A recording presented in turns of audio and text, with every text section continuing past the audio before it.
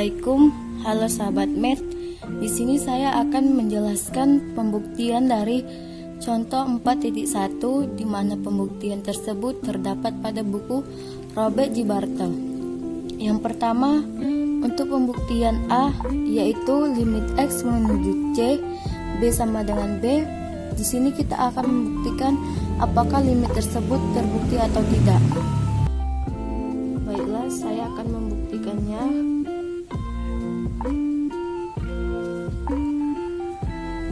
Kita misalkan fx sama dengan b, di mana setiap anggota x merupakan bilangan real. Lalu L sama dengan B, dan untuk nilai epsilonnya setiap epsilon bernilai lebih besar dari 0, maka kita pilih deltanya bernilai sama dengan 1. Pada permisalan tersebut bisa kita buktikan dengan menggunakan definisi 4.1 berdasarkan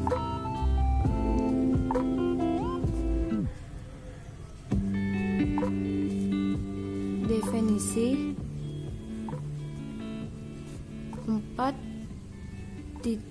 4.14 di mana berbunyi 0 lebih kecil mutlak dari X dikurang C lebih kecil delta, maka mutlak fx dikurang L lebih kecil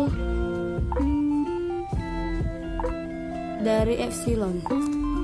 Selanjutnya mutlak dari Gx dikurang L sama dengan mutlak dari X dikurang C lebih kecil dari nilai delta epsilon.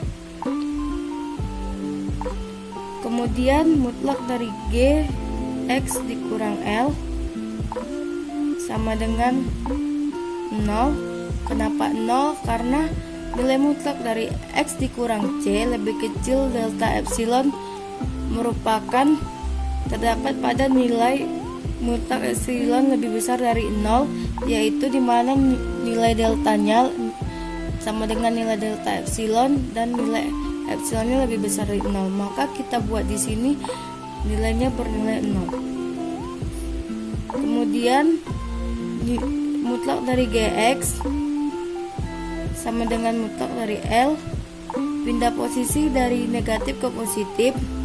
Mutlak dari Gx yaitu Gx itu sendiri, dan mutlak dari L yaitu L itu sendiri. Nah, tadi kan sudah kita misalkan Gx itu siapa dan L itu siapa. Di sini terdapat bahwa Gx sama dengan X, maka kita buat di sini Gx-nya yaitu X dan L-nya sama dengan C. Di sini kita akan tuliskan L-nya yaitu C. Maka Gx sama dengan L yaitu X sama dengan C. Jadi limit X menuju C, X sama dengan C merupakan terbukti.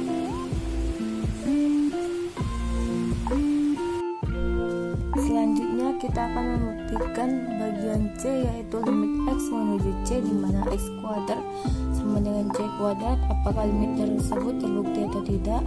Baik, di sini kita akan membuktikannya dengan memisalkan AX sama dengan X kuadrat, di mana setiap X merupakan anggota bilangan real, L sama dengan C kuadrat, dan untuk nilai epsilonnya di mana setiap epsilon bernilai lebih besar dari 0, maka kita masukkan AX dengan L ke dalam mutlak, yaitu di mana AX mutlak dari AX dikurang L yaitu AX dikurang L sama dengan kita masukkan AX itu X kuadrat, L dikurang L yaitu C kuadrat, di mana mutlak dari X kuadrat dikurang C kuadrat sama dengan X kuadrat dikurang C kuadrat itu sendiri kita faktorkan menjadi X tambah C X tambah C dikali X kurang C, dimana di sini pemfaktorannya kita akan mencari manakah dari kedua pemfaktoran ini yang memenuhi syarat. Baiklah, dimulai dari X tambah C sama dengan 0, dimana X tambah C pindah posisi dari positif ke negatif menjadi X sama dengan min C,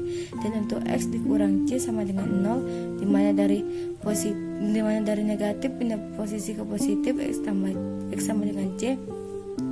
Di sini terlihat bahwa X sama dengan min C tidak memenuhi syarat. Karena kenapa? Karena dia merupakan negatif, dan untuk X sama dengan C memenuhi syarat karena dia positif. Setelah itu kita pilih mutlak dari X dikurang C lebih kecil dari 1, dimana kita cari nilainya. Mutlak dari X dikurang C lebih kecil sama dengan mutlak dari X kurang C itu sendiri. Jika maka mutlak dari X dikurang mutlak dari C lebih kecil dari 1, jika maka mutlak dari X lebih kecil mutlak dari C tambah 1.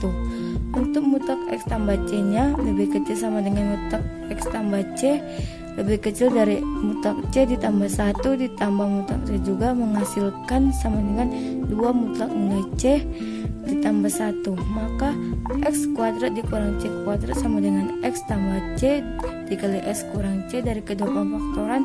Terus kita masukkan nilainya, dimana X tambah C tadi X tambah C dikurang X kurang C. Untuk X kurang C nya 2 nilai mutlak C tambah 1 dikali X kurang C.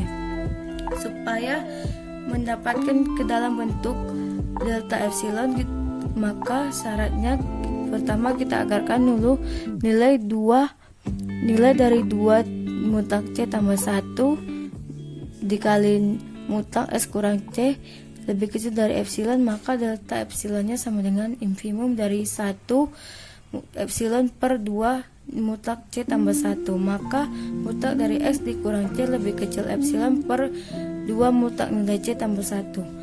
Setelah kita mendapatkan hasilnya, kita rujuk pada definisi 4.14. Maka di sini kita buat berdasarkan definisi 4.14 yang dimana bunyinya langsung saja 0 lebih kecil mutlak dari X dikurang C lebih kecil delta epsilon. Maka kita masukkan nilainya, mutlak dari AX dikurang L sama dengan epsilon, dimana AX dikurang L sama dengan 0, dimana epsilonnya tadi berujuk pada definisi 4.14. Maka mutlak dari AX dikurang L sama dengan 0. Mutlak dari AX sama dengan mutlak L, dimana mutlak dari AX itu sendiri dan mutlak dari L itu sendiri. Maka AX yaitu X kuadrat dan L yaitu C kuadrat. Jadi dapat diperoleh bahwa AX sama dengan L yaitu X kuadrat sama dengan C kuadrat. Jadi limit X menuju C, X kuadrat sama dengan C kuadrat yaitu terbukti.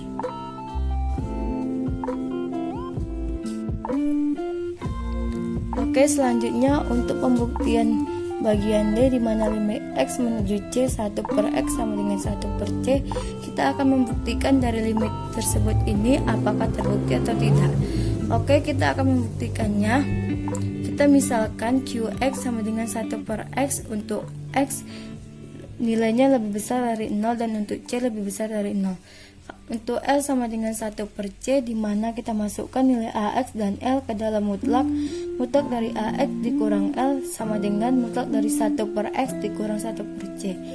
Maka kita cari juga nilai epsilonnya. Setiap epsilon bernilai lebih besar dari 0, sehingga mutlak dari X dikurang 1 per X dikurang 1 per C sama dengan mutlak dari C dikurang X per CX sama dengan mutlak dari 1 per CX dikali C dikurang X. Ini dimasukkan ke dalam tadi perkaliannya, terus sama dengan mutlak dari 1 per CX dikali C dikurang X dikali mutlak C dikurang X sama dengan mutlak dari 1 per CX kita kalikan min 1 dengan mutlak C dikurang X, maka menjadi hasilnya sama dengan mutlak dari 1 per CX dikali min 1, pindah posisi karena dikalikan terhadap min 1 menjadi mutlak dari X dikurang C sama dengan 1 per CX dikali mutlak X dikurang C.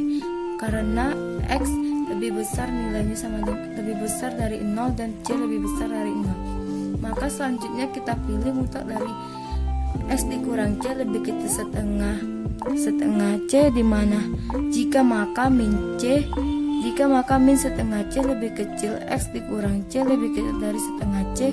Jika maka min setengah C ditambah C, kita substitusikan sesama variabelnya, yang sama variabelnya lebih kecil dari X lebih kecil setengah X tambah C.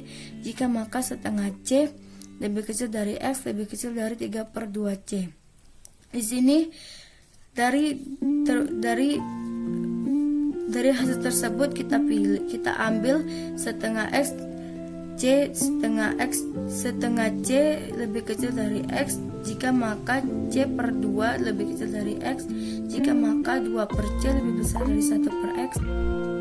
Nah, tadi kan sudah dapat bahwa nilai dari delta epsilonnya sama dengan infimum dari setengah C, setengah C kuadrat epsilon. Maka setelah dapat nilai tersebut, kita akan menggunakan definisi 4.14 yang telah dijelaskan pada bagian limit sebelumnya.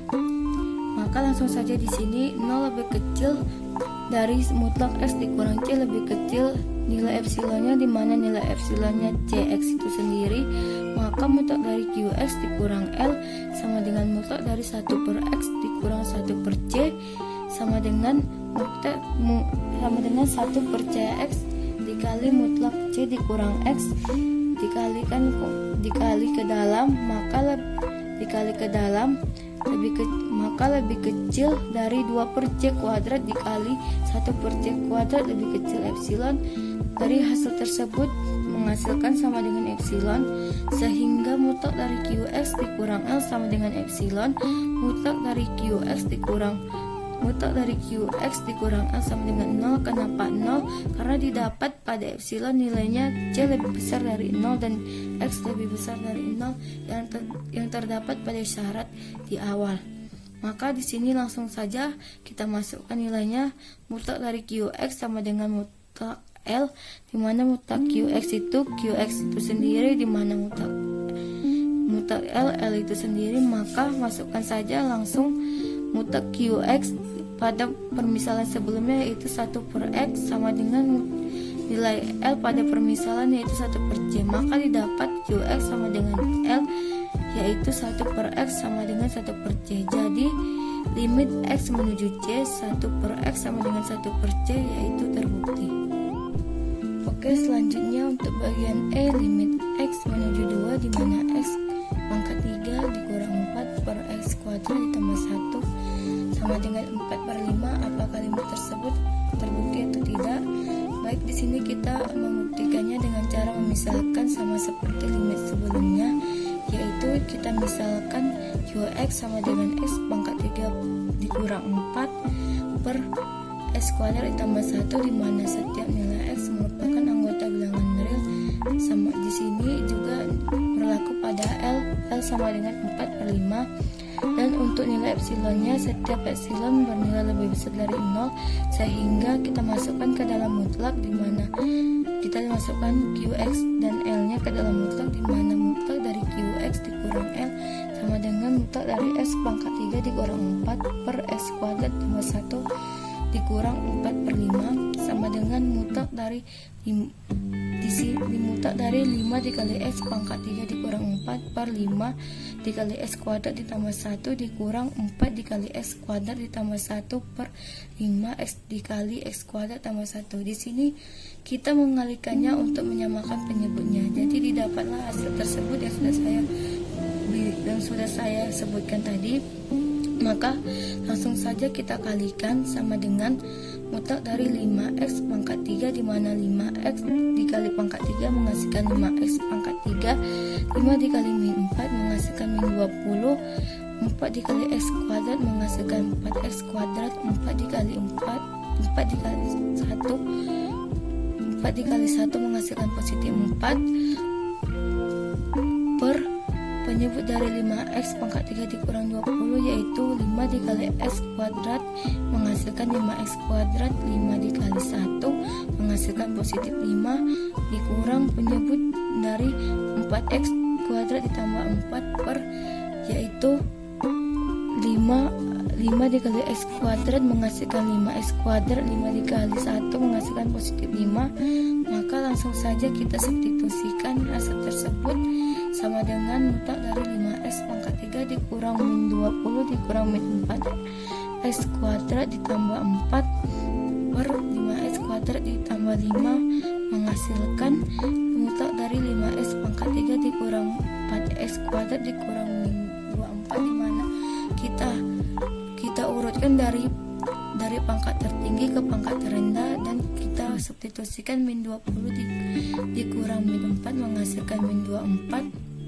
maka menghasilkan sama dengan mutlak dari 5X pangkat 3 ditambah 6X ditambah 12 per 5X kuadrat ditambah 5 dikali mutlak dari X kuadrat dikali mutlak X dikurang 2. Kenapa mutlak dari X kurang 2? Dikalikan antara pembilang dengan X dikurang 2 agar menghasilkan ke dalam hasil sebelumnya.